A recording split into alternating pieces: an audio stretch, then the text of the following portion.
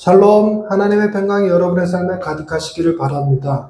오늘 우리가 읽은 본문 말씀은 두 개의 사건으로 묶여져 있습니다. 하나는 수로보니게 여인의 딸의 귀신을 치료하시는, 고치시는 장면이시고, 또 연이어서 말 못하고 못 듣는 사람의 질병을 고치시는 사건이 두 개 연달아 붙어 있습니다.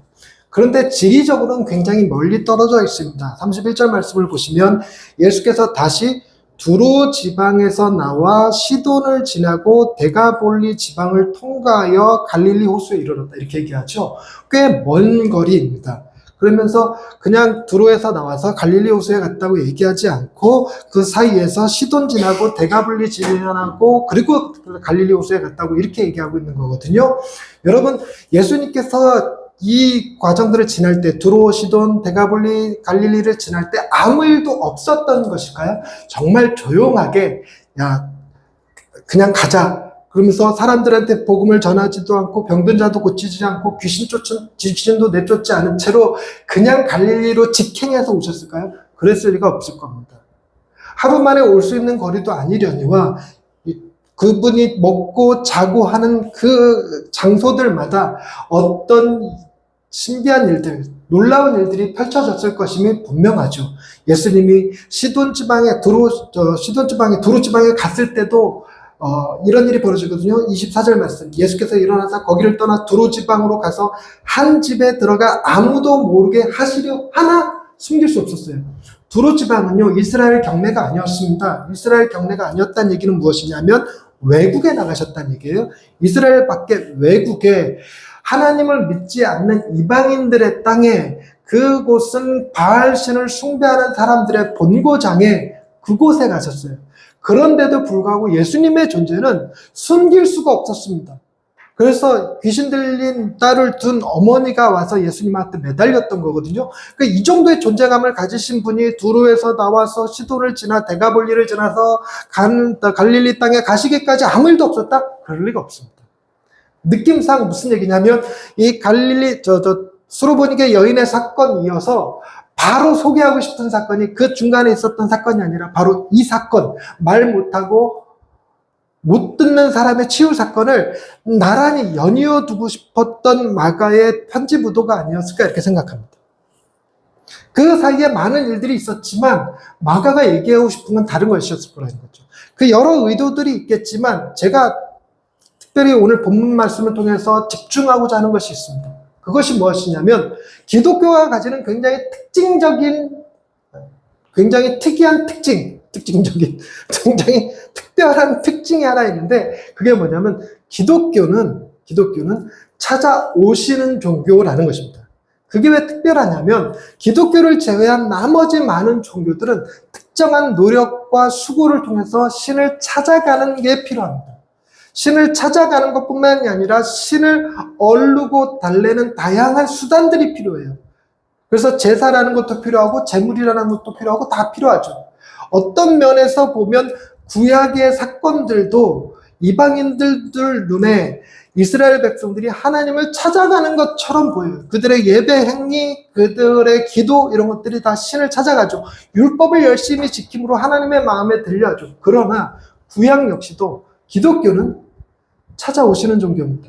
하나님께서 이스라엘을 찾아오셨고 이스라엘을 자기 백성 삼으셨고 이스라엘에게 먼저 구원을 베푸셨고 이스라엘 사람들에게 그 다음에 율법을 허락하시고, 그리고 난 다음에 이스라엘 백성들은 거기에 반응하여 하나님의 택함받은 백성 선민으로서의 삶을 살아갔던 겁니다. 동일하게 예수님 시대도 마찬가지입니다. 하나님께서 당신의 아들 예수를 이 땅에 보내셨을 때에 하나님이 사람의 기도를 듣고 응답하는 방식이 아니었습니다. 사람이 도대체 무슨 기도를 한다고 하나님이 당신의 아들을 주겠습니까? 말 같지도 않은 얘기죠. 그래서 하나님께서 아들을 이 땅에 내어주셨다는 건 인간의 어떤 요구에 반응하시는 사건이 아니라 하나님께서 인간들을 사랑하여 먼저 찾아오시는 사건입니다. 먼저 찾아오시는 사건이에요. 사람들이 하나님의 마음을 감동시켜서 받아낸 일이 아니라는 겁니다. 단순히 그렇게 생각할 수 있어요. 받아낸다 하더라도 우리가 아들을 받을 수 있는 건 아닙니다. 그 정도의 우리의 헌신이 존재하지 않아요. 더더군다나 제게 두 아이가 있는데 저 두 아이를 인신제사로 하나님 앞에 태워드린다고 하더라도 하나님께서 혹여 이상한 이방신과 같이 내게 복을 주시기 위하여 뭐 까마귀를 제비 뭐 까치고 까마귀 별게 다 나와. 제비가 날아와서 박씨를 물어다 주는 일은 있을지 몰라도 그분의 아들을 주시는 일은 없을 겁니다. 그러니 인간이 어떤 노력을 다 해도 하나님께서 아들을 주셨다 그러면 인간에 대한 반응이 아니라 하나님의 전폭적인 선택이고 사랑이죠. 그래서 기독교의 특징은 찾아오시는 종교입니다. 찾아오시는 종교. 이걸 좀 더 전문적으로 어려운 표현으로 계시종교라는 표현을 씁니다.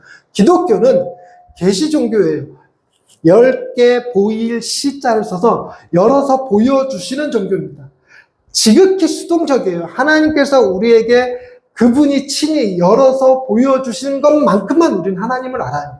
하나님이 남자인지 여자인지 키가 큰지 작은지 모릅니다. 심지어 예수님 이 땅에 실제로 살아가셨던 예수님, 그 예수님에 대하여 기록해 놓은 저자들조차도 예수님의 키, 예수님의 외모 언급하지 않았습니다. 그래서 우리는 성경이 보여주는 것만큼만 알아요. 그래서 이걸 계시종교라고 부릅니다. 그래서 이 특징이 무엇이냐면 인간이 예수님을 찾아가서 구원을 구걸하여 얻어내는 게 아니라는 것입니다. 우리가 주님 앞에 엎드려 예배하고 기도할 때는 구원 얻기 위한 행동이 아니라 이미 구원 받았음에 대한 반응임을 기억하십시오. 우리가 지금 예배 드리고 있는 것은 이 예배를 통해서 하나님 앞에 구원하여 주시기를 바라고 있는 것이 아니라 나 이렇게 예배 드리니까 주님 나 어여쁘게 봐주시고 구원하여 주시고 천국을 주시고 이런 개념이 아니죠. 이미 우리는 하나님의 자녀가 되었고 천국을 상속자로 받을 자들이고 구원을 누리는 자들이기 때문에 예배할 수 있는 거죠. 그래서 우리의 반응은 그분이 행하신 일에 대한 뒤이어 나오는 후속 반응이에요. 우리가 무엇을 해서 하나님이 우리를 사랑하는 게 아니죠. 그래서 제가 좋아하는 구절이 로마서 5장에 나오는 표현들입니다. 내가 연약할 때, 내가 죄인 되었을 때, 내가 원수 되었을 때 하나님께서 당신의 사랑을 우리에게 증명하시기 위하여 아들을 보내주셨다는 표현이 나와요. 이 세 가지 표현이 너무 좋아요. 연약할 때 선을 행할 능력이 1도 없는 상태입니다. 도저히 선한 사람이 아니에요. 선을 행할 기대도 못해요. 그 다음 죄인 되었을 때, 하나님을 알지 못할 때, 하나님을 부정할 때, 우리가 하나님을 알아서 찾은 것이 아니라 하나님을 전혀 알지 못하는데도 불구하고 하나님이 우리를 사랑해 주신 거거든요. 세 번째, 원수 되었을 때 하나님을 알지만 대적하는 거예요. 하나님이 뭐 대단하다고 그래. 내 주먹을 믿어. 하나님보다 돈이 신이야. 하나님보다 우리 바알 신이 진짜 신이야 라고 말하는, 하나님을 비아냥거리고 조롱하고 하나님을 대적했던 그 원수들에게 하나님께서 당신의 사랑을 보여주시려고 당신의 아들을 우리에게 보내주셨어요. 그래서 그분이 우리를 먼저 사랑하신 것입니다. 여기에 대한 여러분의 동의가 있기를 바랍니다. 하나님이 여러분을 먼저 사랑하여 주셨습니다. 아멘. 그런데 오늘 읽었던 본문 말씀에 수로보니게 여인을 보면서 몇 가지 인간 측면에서도 해야 되는 노력이 있는 것 아닌가 하는 생각이 들 때가 있어요. 예수님께서 두로의 지방에 갔을 때 예수님께서 그 여인을 찾아간 것이 아니라 분위기상 보면 표현이 이렇습니다. 24절에 예수께서 일어나서 거기를 떠나 두로 지방으로 가서 한 집에 들어가 아무도 모르게 하시려 하나 숨길 수 없었다. 그러니까 예수님이 적극적으로 뭘 하신 게 아니에요. 근데 25절에 보니까 이 여인이 예수님 앞에 엎드리는데 왜 엎드렸냐면 이에 더러운 귀신 들린 어린 딸을 둔 한 여자가 예수의 소문을 들었다는 겁니다. 예수의 소문을 들었어요. 듣고 믿었습니다. 그 믿음이 대단한 믿음은 아닐지라도 믿었습니다. 그래서 예수님 앞에 와서 엎드렸습니다. 3번이나 거절당했어요. 심지어는 자녀의 떡을 취하여 개들에게 던짐이 마땅치 아니하도다라는 모욕적인 이야기까지 들었습니다. 그럼에도 불구하고 이 여인은 뭐라고 고백합니까? 주여 옳습니다. 그러나 개들도 주인의 상에서 떨어지는 부스러기를 먹나이다. 포기하지 않는 신앙, 지치지 않는 기도, 멈추지 않는 기도, 주님의 마음을 감동시키기 위한 이 간절함, 이 절절함, 이런 믿음이 있어야 구원도 없는 것 아니겠습니까? 이런 얘기를 할 법하지 않냐는 거예요. 그래서 결국 예수님이 그 여인의 신앙 고백, 주여 옳습니다. 그러나 개들도 주인의 상에서 떨어지는 부스러기를 먹나이다. 라는 이 고백 때문에 그 딸의 병을 고쳐주시잖아요. 30절, 29절 예수께서 이르시되 이 말을 하였으니 네가 그 고백을 하였으니 돌아가라. 귀신이 네 딸에게서 나갔느니라. 그러니 우리는 무슨 생각을 하게 됩니까? 우리가 구원을 얻고 하나님의 복을 얻고 축복을 얻기 위해서는 최소한 들을 줄 알아야 됩니다. 들을 줄 알아야 됩니다. 그래서 듣는 자리에 자꾸 찾아가야 됩니다.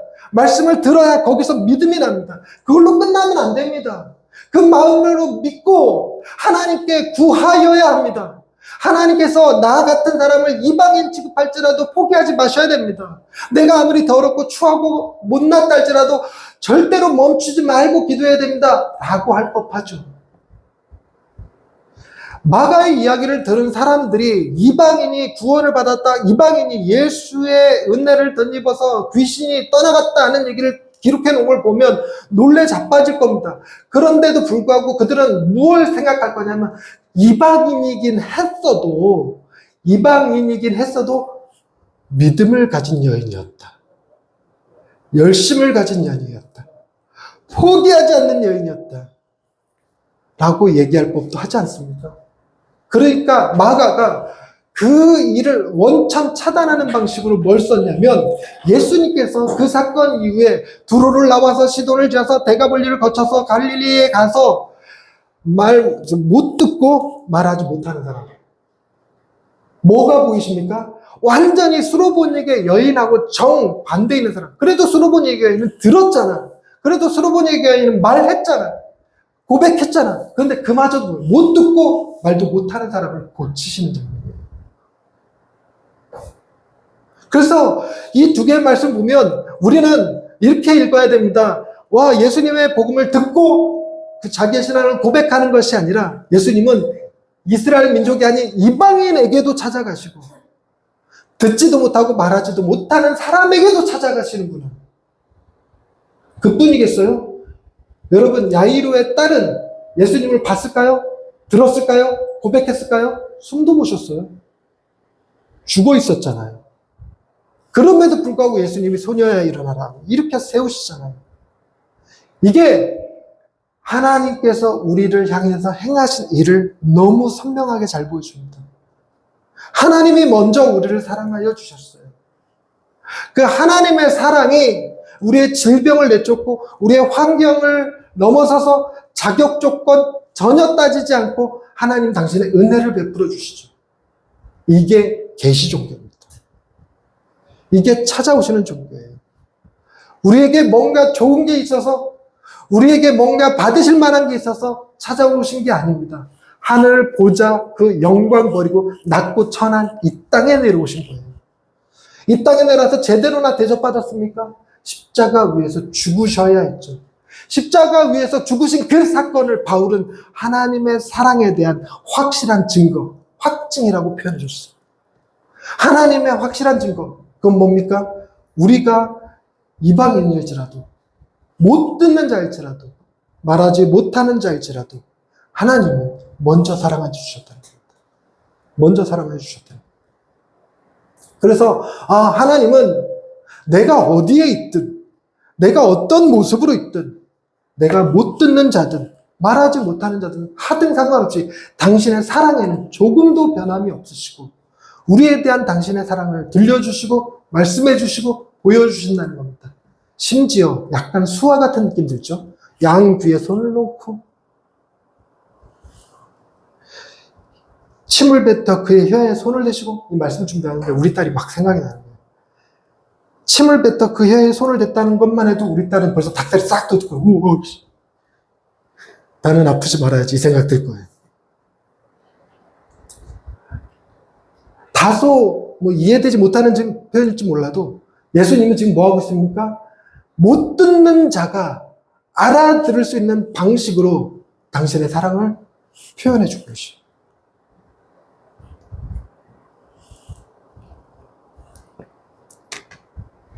그러면서 34절에 이렇게 말씀하십니다. 하늘을 우러러 탄식하시며 그에게 이르시되 에바다! 이 말씀을 가지고 요즘 애들이 예수님의 MZ세대라고 해요. 아이, 말도 못하고 귀도 안 들린다고? 이거 에바다.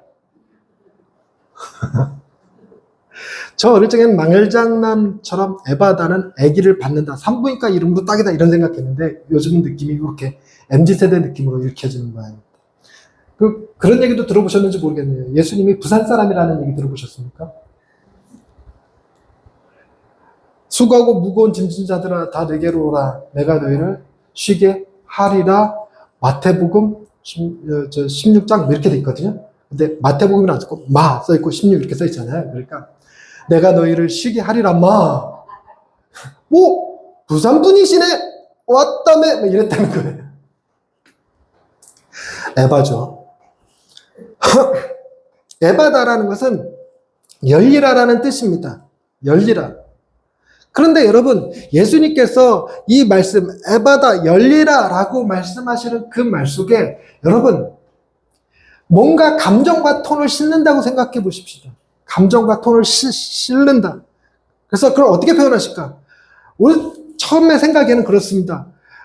질병에게 명하시는 거잖아요. 못 듣는 상태, 말 못하는 상태에서 주님이 그 상태에서 그것이 치유받기를 원하고 낫기를 원하니까 그냥 책 읽듯이 에바다 이렇게 쓸 리는 에바죠.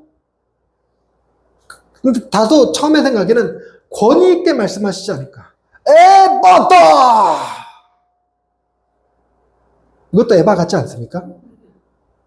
그런데 제 생각에는 이런 생각이 듭니다.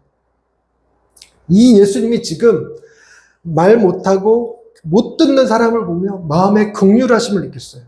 뭘 보면 알 수 있냐면 유독 이 사람을 고치시는 방식이 위에 수로보니게 여인과도 또 다르거든요. 수로보니게 여인이 예수님 앞에 엎드려서 내 딸의 병을 고쳐달라고 했을 때 예수님은 그 주변에 제자들과 함께 있었습니다.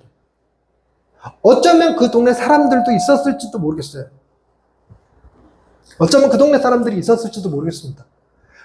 그런데 오늘 이 에바다 사건에 이 사건에서는 지금 어떻게 하고 계시냐면 33절 말씀 예수께서 그 사람을 따로 데리고 무리를 떠나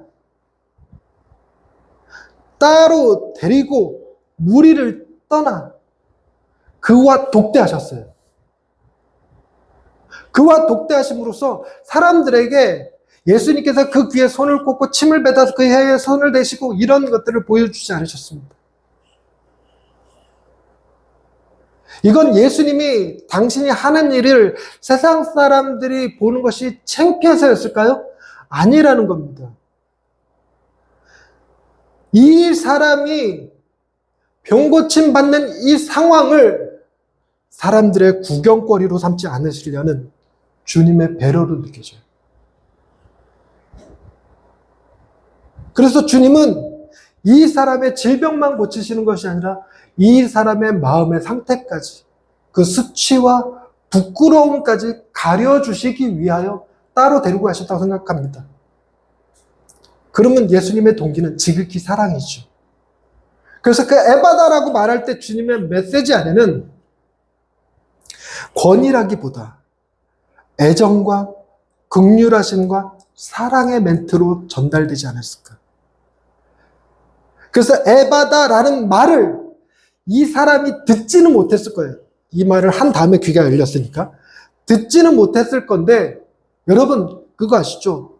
우리가 엄마가 저기서 말을 하는 소리가 들리지 않아도 지금 엄마가 나한테 욕을 하고 있는지 사랑을 보내고 있는지 알죠? 그냥 입모양만 딱 봐도 알죠? 그리고 말이 조금 거칠게 나간다고 해도 이게 야단치는 말인지 사랑의 말인지 알 수 있죠. 제가 우리 딸에게 가끔 남들이 들으면 기겁할 말을 합니다. 밑자로 시작하고 연자로 끝나는 세 글자 단어 있는데 써요. 할 때마다 우리 딸은 기뻐 좋다고 웃어요. 왜냐하면 그 말 속에 담긴 아빠의 장난과 애정과 사랑을 느끼는 거잖아요. 근데 제가 그 밑땡땡이라고 부르지 않고 전하영 이라고 부르면 기겁할 때가 있어요. 전하영 이라고 부를 때 내가 화가 나서 야단칠 때 그때는 애가 놀래죠. 기겁을 하죠. 이렇게 톤이 느껴져요. 사람이 느껴집니다. 이 사람도 지금 예수님이 하시는 이 에바다 말씀에 이게 권위, 능력보다 지금 자기를 향한 그 놀라운 사랑의 메시지를 듣고 있을 것입니다. 표정도, 눈빛도, 입모양조차도. 에바다. 에바다. 주님이 우리를 찾아오셔서 하나님이 계시 종교 열어서 보여주심으로 하고 싶은 말이 무엇이었는가? 우리를 사랑하신다는 말이었습니다. 우리가 하나님의 사랑을 얻기 위하여 수고하고 헌신하는 것이 아니라 우리가 받은 하나님의 사랑에 반응하며 살아가도록 그 사랑 때문에 우리도 하나님을 사랑하고 예배하고 찬양하고 기도하고 그것이 기쁨이 되고 즐거움이 되는 삶. 세상 사람들이 알지 못하는 우리만의 즐거움, 우리만의 기쁨, 우리만의 만족이 이 안에 있는 거죠. 그것이 이 사람의 전 인격을 다 치유하셨다고 생각합니다. 단순히 귀가 열리고 입만 풀리는 것이 아니라 그의 상처도 그의 삶에 대한 우울했던 마음도 암울했던 미래도 다 주님이 사랑으로 덮어주시는 경험을 놀라운 경험을 했을 거라고 생각합니다. 왜 그랬냐? 왜 이렇게 생각하느냐? 35절 말씀 보십시다. 그의 귀가 열리고 혀가 맺힌 것이 곧 풀려 말이 분명해졌습니다. 분명해진 이 사람이 예수님한테 경고를 들어요. 예수께서 그들에게 경고하사 아무에게도 이르지 말라 하실 때 경고하실수록 그들이 더욱 널리 전파해요. 이건 뭐냐면 제게 좋은 일이 생기면 제가 말하지 않아도 여러분이 알 수 있죠. 우리가 그렇게 친한가요? 그럴 리가 있나? 말해야 알지. 말해야 알지. 근데 좋은 일이 생기면 말하고 싶어 입이 근질근질해서 미쳐요. 근데 제가 제 마음속에 말하지 마. 괜히 교만한 것처럼 보이잖아. 괜히 없어 보이잖아. 말하지 마. 말하지 마. 말하지 마. 말하지 마. 말하지 마. 다다음 주에 효성중앙교회라고 감리교 감독회장님 교회 가서 집회를 합니다. 감리교회에서 제법 큰 교회고 대표적인 교회예요. 그 감리교회에서는 목사님 이거 하나는 분명히 알고 오십시오. 저희 교회는 통합측 목사님 모시는 것이 굉장히 이례적인 일입니다. 말 안 하려고 그랬는데 입이 근질근질해서 미치겠어요. 내년도에 통합측 교단에서 청소년 수련회가 전국 수련회로 연합 수련회로 열립니다. 내년도 7월 말에 날짜가 딱 정해져 있는데 청소년 전국 연합 수련회 주강사로 제가 됐습니다. 내년도 행사에 벌써 섭외가 됐습니다.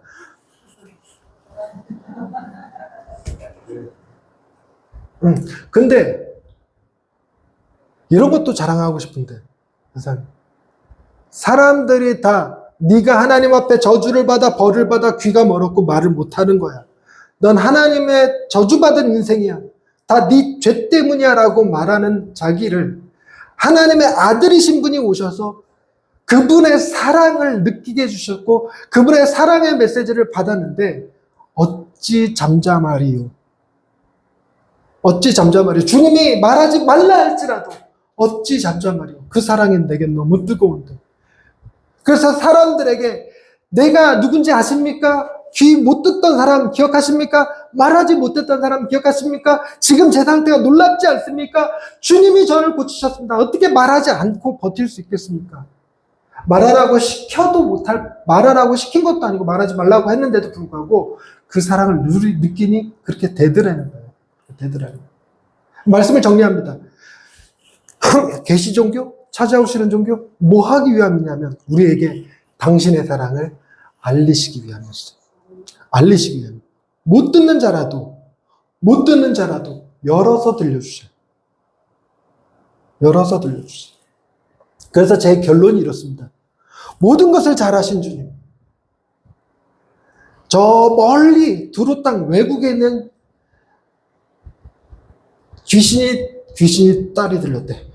딸이 귀신 들린 여인에게도 찾아가신 주님. 그 길을 떠나서 두루와 시돈과 데가볼리와 갈릴리를 거쳐 이곳까지 오셔서 귀 멀고 말을 하지 못하는 그 사람을 고치시기까지 주님의 모든 것은 사람들 평가에 다 잘했다라고 얘기합니다. 다 잘했다. 그런데 제가 이 중에서 특별히 주님 앞에 이건 너무 감사합니다. 이거 너무 잘하셨습니다. 라고 느끼는 건 주님의 사랑을 이방에도 전하시고 못 듣는 자, 말 못하는 자에게도 전하신다는 거예요. 그리고 난 다음에 결론입니다. 주님은 당신의 사랑으로 우리가 주님을 사랑합니다 고백할 수 있게 해주신 것. 저는 그게 최고로 잘하신 것 같아요. 우리 귀가 열려져 주님의 음성을 듣습니다. 내가 너 사랑한다. 그리고 주님이 우리의 혀에 맺힌 것을 풀어주심으로 우리도 그 사랑에 반응하여 사랑합니다 고백할 수 있게 해 주셨습니다. 우리는 우리의 예배가, 우리의 기도가, 우리의 찬양이 누가 시켜서가 아니라 주님의 사랑 앞에 우리의 사랑을 고백하는 즐거운 시간, 복된 시간이 되게 해주신 것이죠. 우리는 듣습니다. 내가 너 사랑한다. 그리하여 우리는 고백합니다. 나도 주님을 사랑합니다. 기도하십시다. 주님, 못 듣는 자, 말 못하는 자에게도 찾아오셔서 듣게 하시고 말할 수 있게 하신 것 감사합니다. 세상의 많은 것들보다 주님의 사랑을 듣게 하시고 세상의 수많은 말들보다 주님을 사랑한다 고백할 수 있는 힘을 주신 것 감사합니다. 주여, 이런 사랑의 깊은 교제가 주님 앞에 서는 날까지 이 땅에 사는 우리에게 가득 넘쳐나게 해 주옵소서. 예수님의 이름으로 기도드립니다. 아멘.